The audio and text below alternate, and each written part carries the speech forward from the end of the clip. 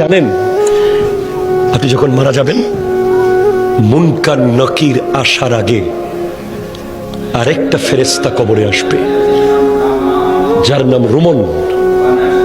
সে আপনাকে বসাবে, বলবে লেখো, উকতুব আমালাক, তোমার ৬০ বছর কি কি করেছো প্রত্যেকটা মুহূর্ত লিখে দাও। ৭০ বছর যা যা করেছো সব লিখে দাও। ৯০ বছর যা যা করেছো সব লিখে দাও। আপনি জীবনে একটা বাজারের লিস্ট লেখেন নাই, আপনি জীবনে একটা দোকানের হিসাব লেখেন নাই।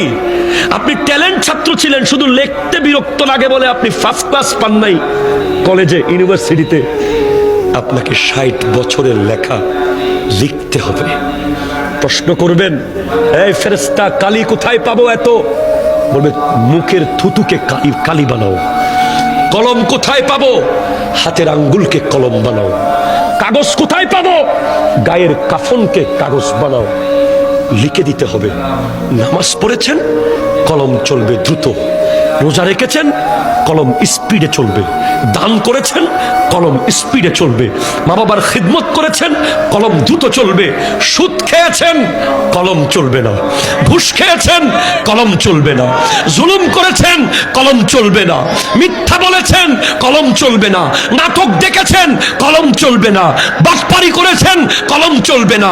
নামাজ পড়েন নাই, কলম চলবে না।